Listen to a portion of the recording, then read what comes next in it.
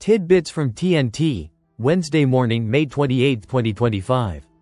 Listen to the full version on the official dinarreport.com website and become our supporter on Patreon. TNT.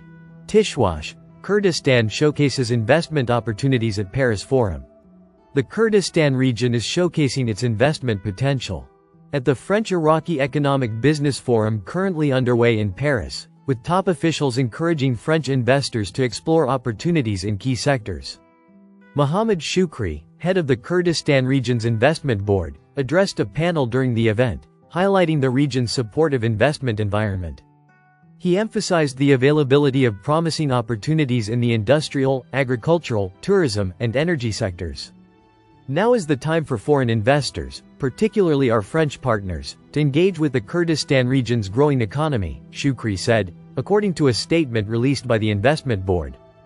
The statement noted that several foreign investors, particularly French businesspeople, expressed readiness to visit the Kurdistan region to explore investment opportunities firsthand and potentially boost France's economic footprint in the area.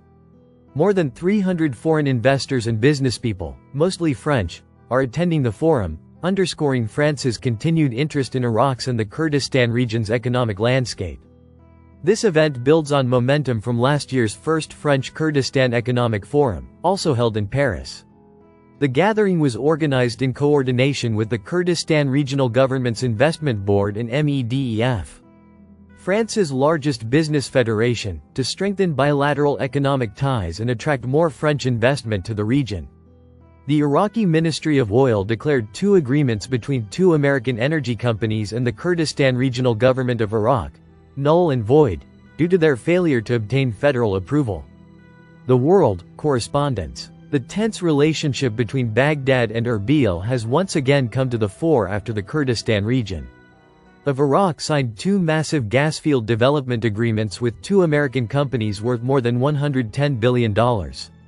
This move sparked widespread political and legal controversy and brought to the fore an old question: who owns the decision-making power over Iraq's resources? Political analyst Nassim Abdullah told Al-Alam TV, "The Iraqi constitution states in Articles 110, 112, and 121 that the management of oil resources is a joint management between the region and the federal government. This provision is explicit, as the 2005 constitution stated that these resources are managed jointly by the region and the federal government. Currently, the region has violated the constitution through its unilateral management, which constitutes a breach of it." The agreement, announced by the Prime Minister of the Kurdish region, Masroor Barzani, includes the development of massive oil and gas reserves in the Mizan, Topkana, and Kordamir fields, potentially transforming Kurdistan into a regional energy hub. However, Baghdad, through the Ministry of Oil, quickly declared the agreement invalid, asserting that it violates the constitution and a ruling by the Federal Supreme Court.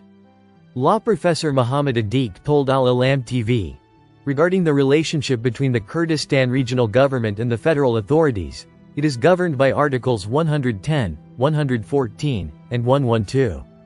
Therefore, the expired Kurdistan regional government must partner with the federal government in managing oil and gas and concluding oil contracts. On the other hand, Erbil believes its actions are legal and within its jurisdiction, citing the absence of a federal law regulating the oil and gas sector. It asserts that the revenues will benefit both Kurdistan and Iraq. Kurdish political analyst Hussein al-Jaf said, "What happened is not a new contract, but rather the transfer of ownership of the project, which was operating in oil, from Kurdistan to another company. Therefore, there is no such thing as a renewed contract." This sharp contrast raises a highly complex legal and political issue. While Baghdad champions sovereignty over resources, Erbil asserts that it is exercising a constitutional right that is absent from the national agreement. The relationship between Baghdad and Erbil remains hostage to intense disagreements over resource management, with Baghdad insisting on centralized decision-making and Erbil insisting on its constitutional rights. The absence of a national agreement is evident, making every crisis a renewed conflict between Baghdad and Erbil. Tishwash. Speaking to CNN Arabic, President of the Republic, "There are no Iranian forces in Iraq, nor any Iraqi forces in Iran. Iraqi President Abdul Latif Rashid denied on Wednesday the presence of Iranian forces inside Iraq or vice versa, noting that the matter is limited to a regular exchange of delegations to discuss common issues. He also reiterated that the absence of an oil and gas law is behind the outstanding issues between the federal government and the Kurdistan region, during a television interview with CNN Arabic. The Arab Summit is essential in the current circumstances. The Middle East and Arab countries are suffering from several problems, most notably the aggression against the Palestinian people and the internal situations in Sudan, Syria, and Lebanon. There is a genuine intention on the part of the Arab countries and the countries of the region to end the suffering of the Palestinian people. We must work to stop the fighting in Palestine, deliver humanitarian aid to the Palestinian people, and then develop a political roadmap for Palestinians to achieve their legitimate rights in accordance with United Nations resolutions. Syria is an important country for Iraq in all social, religious, and cultural aspects. We are connected to each other, and we want good and strong relations with Syria. We want the Syrian government to take into consideration the Syrian people in all their diversity and ensure their representation. We have a long border with Syria, and there are terrorists on the border, either alone or with their families of various nationalities. This security issue must be resolved amicably with the Syrian side. We are working to resolve the border security crisis with Turkey and the presence of its forces inside Iraq, especially given the Kurdistan Workers' Party's decision to pursue peaceful means to resolve the issue. Our relations with Turkey are good in terms of trade and diplomacy, and our trade is strong, amounting to tens of billions annually. We hope to resolve the security issue. Our relations with Iran are long-standing, normal, and strong. There are no Iranian forces inside Iraq or vice versa. There is a constant exchange of delegations to discuss all existing issues. Most of Iraq's water resources come from Turkey and Iran, and most of it comes from Turkey. We need a fair share to meet the needs of the population and agricultural requirements. Our relations with neighboring countries in the region, including Egypt and Jordan, are strong and solid, and there is an exchange of expertise and business to improve infrastructure. Our relations with the United States are normal and good, and agreements exist between the two parties and are being studied jointly.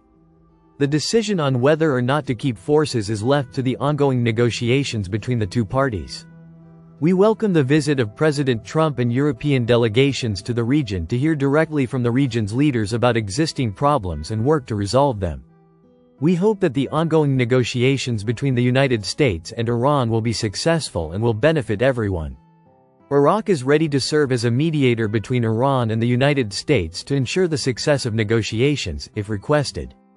The absence of an oil and gas law is behind the outstanding issues between the federal government and the Kurdistan region. Negotiations are ongoing between the two sides to resolve issues such as salaries, oil, and other matters. The elections will be held on schedule, and we are working to ensure that they are safe, stable, and fair, ensuring broad participation by the Iraqi people. 60% of Iraq's population are young people, and they constitute the largest group. They must be supported. And we need their participation in supporting the political process, defending security and stability, and for them to be an interested part in solving problems. Listen to the full version on the official dinarreport.com website and become our supporter on Patreon. Source: Dinar Recaps.